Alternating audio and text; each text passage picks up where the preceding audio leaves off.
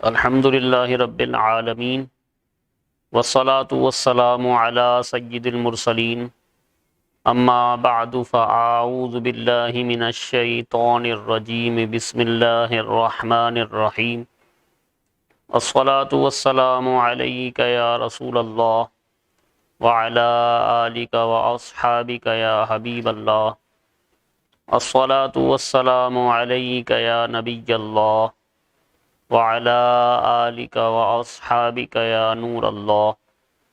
ناظرین کرام السلام علیکم ورحمۃ اللہ وبرکاتہ۔ الحمدللہ ایک مرتبہ پھر ہم آپ کی خدمت میں درس قرآن میں حاضر ہیں۔ ہمارا سورہ بقرہ کا درس چل رہا ہے۔ آج انشاءاللہ ہم سورہ بقرہ کی آیت نمبر 101 کی تلاوت سے آغاز کریں گے۔ آئیے قرآن مجید کی آیت کریمہ پہلے تلاوت کرنے کا شرف حاصل کریں گے، اس کے بعد اس کا ترجمہ بیان کیا جائے گا اور پھر انشاءاللہ تفسیر بیان ہوگی۔ آغاز کرتے ہیں۔ اعوذ باللہ من الشیطان الرجیم بسم اللہ الرحمن الرحیم۔ وَلَمَّا جَاءَهُمْ رَسُولٌ مِّنْ عِندِ اللَّهِ مُصَدِّقٌ لِّمَا مَعَهُمْ نَبَذَ فَرِيقٌ مِّنَ الَّذِينَ أُوتُوا الْكِتَابَ كِتَابَ اللَّهِ وَرَاءَ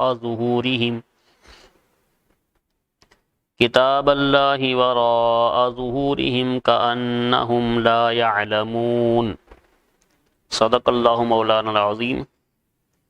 اس آیت کریمہ کا ترجمہ ہے، اور جب ان کے پاس اللہ کی طرف سے ایک رسول تشریف لایا جو ان کی کتابوں کی تصدیق فرمانے والا ہے، تو اہل کتاب میں سے ایک گروہ نے اللہ کی کتاب کو پیٹھ پیچھے یوں پھینک دیا گویا وہ کچھ جانتے ہی نہیں ہیں۔ وَلَمَّا جَاءَهُمْ رَسُولٌ، اور جب ان کے پاس رسول آیا۔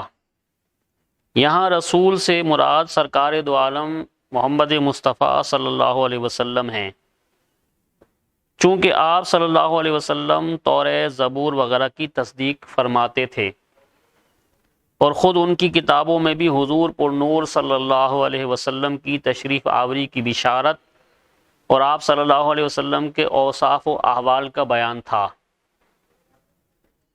اس لیے حضور انور صلی اللہ علیہ وسلم کی تشریف آوری اور آپ صلی اللہ علیہ وسلم کا وجود مبارک ہی ان کتابوں کی تصدیق ہے، کیونکہ آپ کا ذکر وہاں موجود تھا، تو ظاہر ہے کہ آپ کا تشریف لانا یہی اس بات کی تصدیق تھی کہ وہ رسول تشریف لے آئے جن کا ذکر ہماری کتابوں میں پہلے سے موجود ہے۔ لہٰذا اس بات کا تقاضا تو یہ تھا کہ حضور اکرم صلی اللہ علیہ وسلم کی آمد پر اہل کتاب کا ایمان اپنی کتابوں کے ساتھ اور زیادہ پختہ ہوتا، مگر اس کے برعکس انہوں نے اپنی کتابوں کے ساتھ بھی کفر کیا، ان کی باتوں کا بھی انکار کر دیا۔ مشہور مفسر سدی کا قول ہے کہ جب رسول کریم صلی اللہ علیہ وسلم کی تشریف آوری ہوئی تو یہودیوں نے توریت اور قرآن کا تقابل کیا، آپس میں موازنہ کیا، مقابلہ کیا، اور جب دونوں کو ایک دوسرے کے مطابق پایا تو انہوں نے توریت کو بھی چھوڑ دیا۔ اس آیت میں اللہ نے مزید ارشاد فرمایا وراء ظہورہم، یعنی ان کی ایک بد عادت یا بد معاملے کا ذکر فرمایا، اپنی پشتوں کے پیچھے، یعنی پیٹھ پیچھے پھینکنے سے مراد اس کتاب کی طرف بے التفاتی کرنا ہے۔ اس کتاب کو انہوں نے اپنی پیٹھوں کے پیچھے پھیر دیا، اس سے مراد ہے کہ اس کتاب کی طرف بے التفاتی کی، اس کی طرف مائل نہیں ہوئے، اس سے گویا کہ پیٹھ پھیر کے بھاگے۔ حضرت سفیان بن عیینہ رضی اللہ عنہ کا فرمان ہے کہ یہودیوں نے توریت کو ریشمی غلافوں میں سونے چاندی کے ساتھ مزین کر کے رکھ لیا اور اس کے احکام کو نہ مانا۔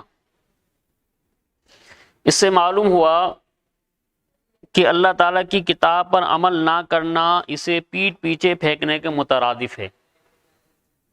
یعنی انہوں نے عمل نہیں کیا اپنی کتابوں پر تو اللہ نے اس کو اس سے تعبیر فرمایا کہ گویا کہ انہوں نے اللہ کے کلام کو پیٹھ پیچھے پھیر دیا. اگرچہ اسے روز پڑھے اور اچھے کپڑوں میں لپیٹ کر رکھے لیکن عمل نہ کرے تو یہ گویا ایسا ہی ہے جیسے پیٹھ پیچھے یعنی اس سے پیٹھ پھیر لی. جیسے یہودی توریت کی بہت تعظیم کرتے تھے مگر حضور صلی اللہ علیہ وسلم پر ایمان نہ لاتے تو اس پر عمل نہ کیا گیا، گویا اسے پس پش ڈال دیا گیا. آج کے مسلمانوں کا حال بھی اس سے بہت مشابہ ہے کہ قرآن پاک کی عمدہ سے عمدہ نفیس نسخے گھروں اور مسجدوں کی الماریوں کی زینت بنے ہوئے ہیں. ریشمی غلاف بھی ان پر موجود ہیں، لیکن پڑھنے سمجھنے اور عمل کرنے کی حالت یہ ہے کہ ان الماریوں اور ریشمی غلافوں پر گرد کی تہ جم چکی ہے، اور حقیقتاً وہ گرد ان غلافوں پر نہیں بلکہ مسلمانوں کے دل پر جمی ہوئی ہے. آج کہاں ہیں وہ مسلمان جنہیں قرآن کے حلال و حرام کا علم ہو، جنہیں اسلامی اخلاق کا پتہ ہو، جن کے دل اللہ تعالیٰ کی آیات سن کر ڈر جاتے ہوں اور ان کے اعضاء اللہ تعالیٰ کے خوف سے کانپ اٹھتے ہوں، جن کے دل و دماغ پر قرآن کے انوار چھائے ہوئے ہوں. افسوس وہ معزز تھے زمانے میں مسلمان ہو کر، ہم خوار ہوئے تاریک قرآن ہو کر. اس آیت سے اشارتاً معلوم ہوا کہ قرآن مجید کی طرف پیٹھ نہیں کرنی چاہیے کہ یہ بے رخی اور بے توجہی کی علامت ہے.